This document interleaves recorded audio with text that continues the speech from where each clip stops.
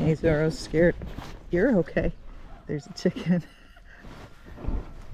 Hi! So if they get scared of something, I always turn towards it if I can follow it. I try to follow it. I can't follow that. It's on somebody's lawn and they're inside the house. So we'll try to show them more chickens when we can. Nothing bad, just a little scared. Okay, so this is Zorro. He's doing much better. He didn't like going out alone. He's much better about going out alone now. He doesn't scream to his brother anymore when he leaves. His brother doesn't scream to him, but I separate them every day. I ride, you know, one without the other. They still get turned out and stuff.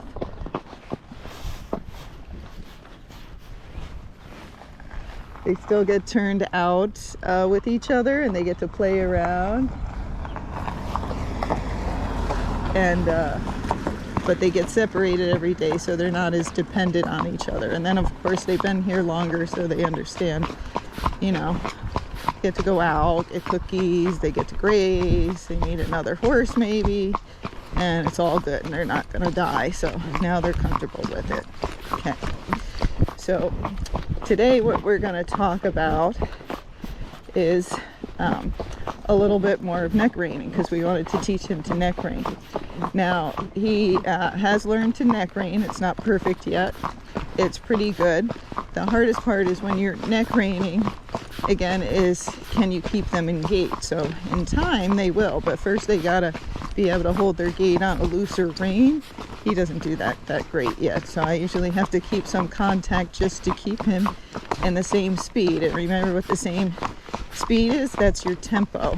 And his footfall, which you hear right now, and this is his flat walk, that's his rhythm. So remember, rhythm is the footfall. Oh, he's like, oh, geez, you're always teaching. And then tempo is the speed that you're going at. So this is a walking horse, so he's going to have that lateral gait. That's what we're looking for with him. So it'll be the hind left, the front left, the hind right. I'm going to say it again because he sneezed. Come on. The hind right and then the front right. Okay. And this horse is a little trotty. He trots when he's loose. So he'll end up sometimes going more towards a foxtrot. So with him, remember I talked about pelvis, or you can look that video up. I'm going to either keep a neutral pelvis or I'm going to tilt my pelvis back or posterior, same thing, to help him to get his gait, to keep my weight more on his back end and not so much on his front end. Okay. All right. I can talk a lot, can't I? All right. So let's talk about neck reining. So before I teach the horse how to neck rein, I make sure they know how to steer and that they know how to move off your leg. In other words, they know how to leg yield, which means move sideways and forward at the same time. And you can look up one of my leg yielding videos if you don't know what that is. So I make sure they leg yield, and that they can also do at least a turn on the forehand and hopefully a turn on the haunches, because all that's going to help you with the neck reining. So what I'm going to do is when I neck rein, and I'm still getting used to this camera, so we'll see where we can see my hands. So I'm going to raise my hands up just so you can see. What I do is I'm going to put my right rein against his neck. Look, he already moved over. Okay. And what I do is once I put that rein against their neck, if they don't move over, I open the other rein up. And then if that doesn't work for them to move over, then I push with my leg. So I'm going to move him over to the right, and I'm going to press my left rein against his neck. So I'm going to lift my hands up just so you can see. Left rein against his neck. We got another car, which he just told me. But he did move over.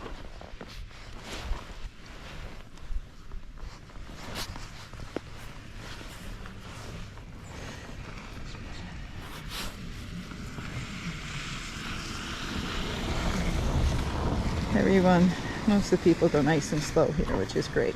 Okay. But you'll see as my reins get loose, as I'm pushing my hands forward, this horse tends to look around. He tends to sneeze a lot too. He probably has some allergies. Are you allergic to grass? Love when animals are allergic to grass. My dog was. Okay. Yeah. All right. So Maybe you think it's funny to keep sneezing while I keep trying to talk. He's like, it's hilarious. Roosevelt told me to do that. So I'm gonna neck rein him over to the left. So I'm gonna press my right rein against his neck. If he didn't move over, left rein open up, and then my right leg to push him over, okay?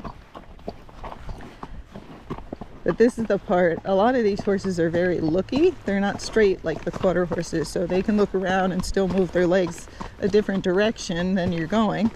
And so sometimes it's hard to keep their head straight when you're neck reining.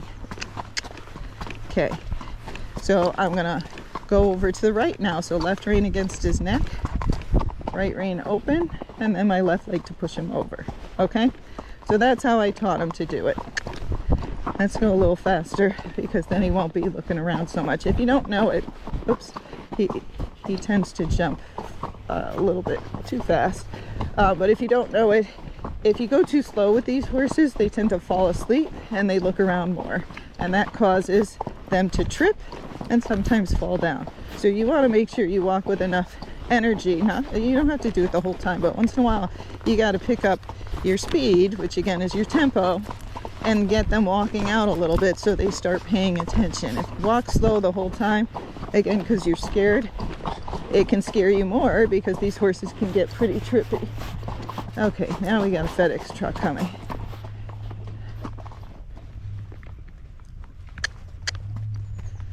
So I'm trying to get his hindquarter off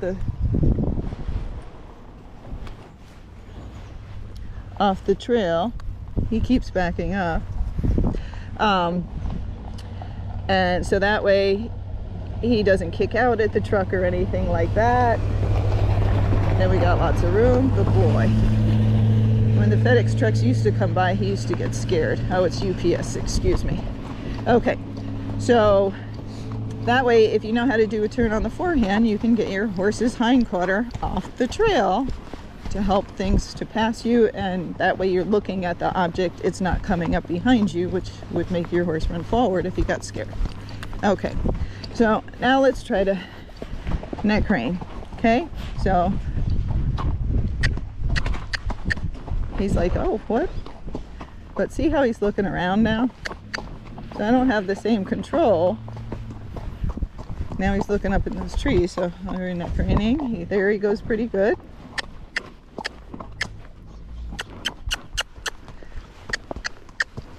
And he'll go off the left rein now. But he's watching the UPS truck and you'll see his head's come high up. So again, it makes a difference. Let's see where this guy's going. How much contact you have on him. So if you're going to neck rein and you need their head to stay down, you might have to get a bigger bit. Like a longer shank or a different type of bit to help you to get him to tuck the head in if you're not going to have contact on that horse.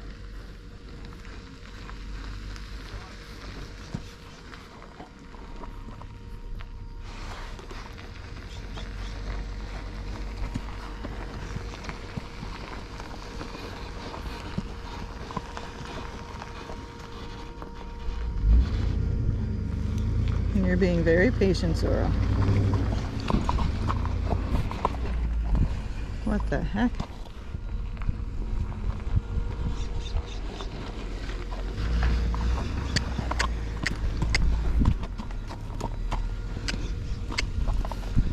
We don't know where he's going.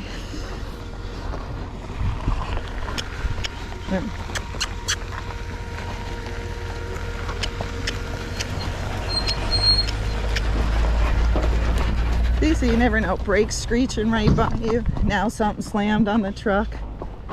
I was sitting back and ready, and you see the truck's still slamming. I'm not neck reining anymore. I have two hands on the reins because that's much safer. Okay, Zorro overall did well. Good boy. So we're going to give him a little reward for not killing us because that was scary, right? He's like, yeah, that was scary. So we give him a little reward. He wasn't perfect, but he tried. And that's all that counts. Sometimes he gets a little stuck. All right. But so with the neck reining, just remember, you won't have as much control with one hand as you have with two. You might not be able to tuck their nose down if you need that help with the gait, or you might have to switch the bit to help you to do that. But you can neck rein these horses. It's just the ones that are looky,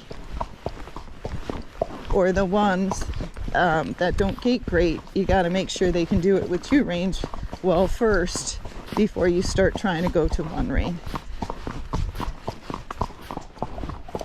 So let's talk about this horse's gait. So this is his flat walk. Here, the rhythm.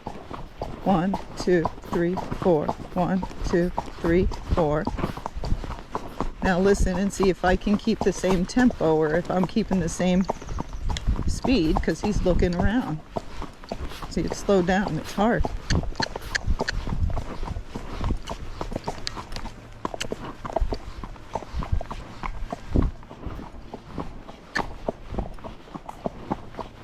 He started looking at the white rocks, even though he's seen them a bunch of times, because this guy's more of a follower. And so the followers, you got to be the brave one and push them when you're riding out alone, and they got to know you're in charge. Otherwise, if they think they're in charge, they try to go back home. Okay. Now his next gait to be his running walk, but remember I said he's a little on the trotty side, so the hill's going to make him more on the trotty side. So I'm going to sit back and get my weight on his back end, tilt my pelvis posterior, and then a little leg, and I'm going to try to keep that same tempo all the way up this hill.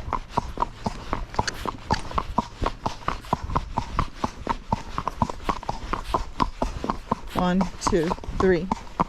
Look at the RV.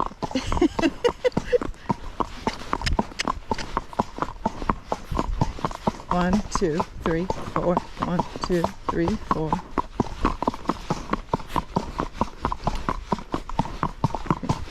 1, 2, 3, 4. 1, 2, 3, 4. He just put in a canter step. He's trying to slow down, so I am squeezing and tapping him with my stick to try to keep that same rhythm. And this horse needs to build his strength up. He was weak in his stifles when he came. So you might be like, well, he's tired. Well, too bad, because we didn't go that far. And he's got to build his strength up. It's like working out in the gym. Somebody's got to make you do it.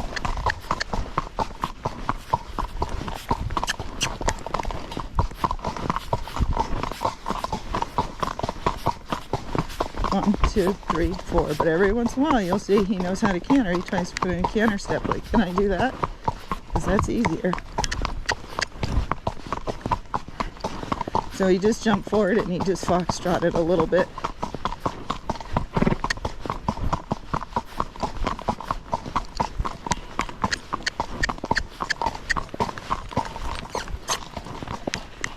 Okay, so now we made it to the top. We're going to slow down so he can have a break.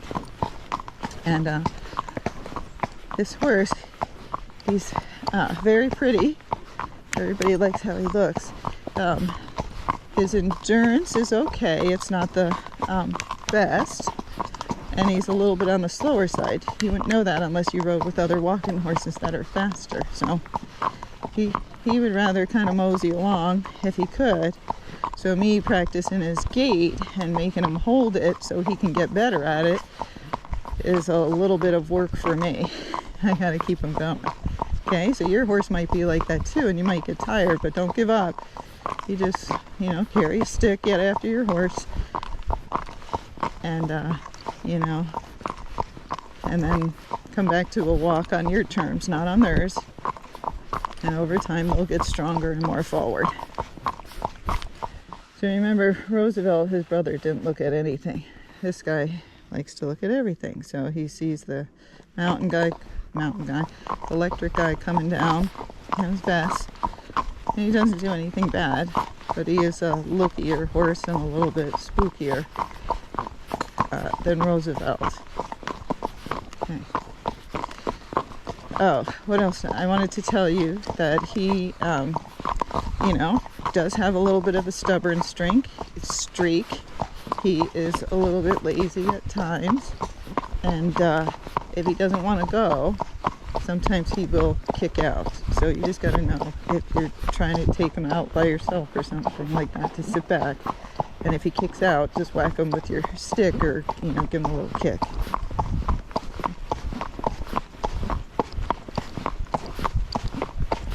Hi. And just get after him, because I think because he had that time off, he thinks he doesn't always have to do stuff, and he does. And so just be aware, the lazy horses, when they're telling you, like, I don't want to do that, they usually kick out. They don't usually give a hard buck, if that takes too much energy, unless they're really pissed off, or they want to run to catch up with other horses, and they might. But otherwise they just kick out, and that's their protest, and you just either make them go forward or spin them around, but do something. When they give that protest, you don't give in. Okay. So let's go back to talking about this horse's gait. So we're going uphill, so again that makes him more trotty. We don't want him to trot, because he's not a fox trotter. We want to keep him in his Tennessee walking horse gaits. So we're trying to keep him more in a running walk. But it might sound different than some of the horses that are on the PC side, because again he's more on the trotty side. Now see how he got to the crest of the hill? And he got like, I can't keep this up.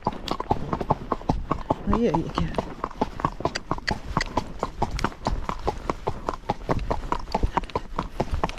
But if you don't have a little stick or something to spank them, you might not be able to keep them going.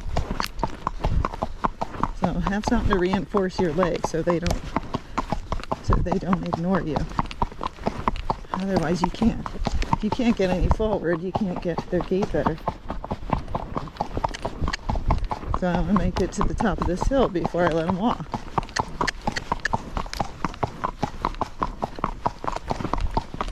What you'll hear as I have to tap him with my stick is speed changes, which again is what? The tempo.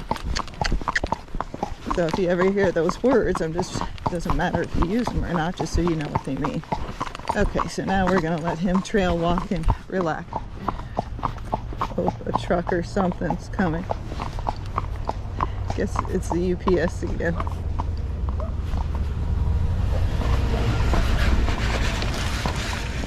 Oh, that is. Yeah, it is the UPS. Good boy. So that thing came right next to us, so he did very good. All right. So let's talk about racking, because some of you guys have Rockies and you can't get it to rack, and they're on the trotty side. So see, this is going uphill.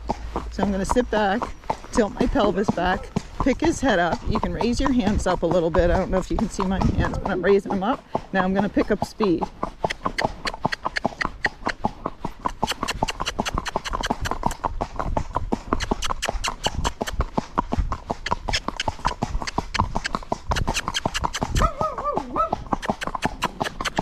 It's okay if they're scared, it helps you rack. Keep sitting back.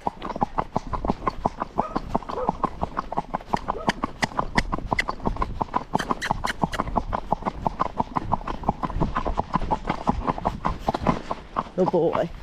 Okay, so all I did was, as I saw that hill coming, and again he's on the trotty side, I sat back, tilted my pelvis back, added more leg, lifted his head up by raising my hands, and if he was to put his head down, I could have jabbed my hand up towards the sky once or twice to get their head up, and then you add your leg. And then depending on how fast they can go, you might need to half halt if they start falling into a foxtrot, or if they start falling into a pace. Okay, so this horse could probably rack quite well on the flat part, because again he's trotty, so he's gonna probably be able to do that well. Let me see if anybody's coming, if we can do it. So still gonna sit back because he's on the trotty side, pick his head up. You'll hear he got a little fox trotty. So hear that the rhythm's not the same. better. We're getting there. I'm sitting way back on a chair seat, half halting, picking his head up, tapping him with my spurs.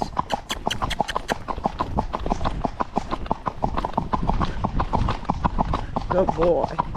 Okay, so I just do it for small bits of time. Okay, so that's your rack. So if you're pacey, the hill's going to help you to get your rack because it makes your horse towards the trotty side. Okay? But if they're trotty, you got to be careful because if you sit the wrong way or go for too much speed, instead of trying to get just the football first, you know, then you might not get it or keep having problems with it.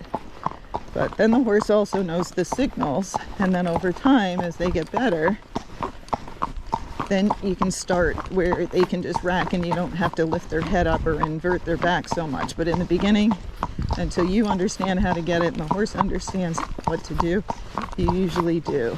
Okay, but in the end, I would like them to gait with a neutral back and make our horses last as long as we can. So you'll see even when I do it, I'm not racking for 10 minutes or anything. I just do short bits of it to practice it, and then I'm back to a walk, especially since we're on the cement.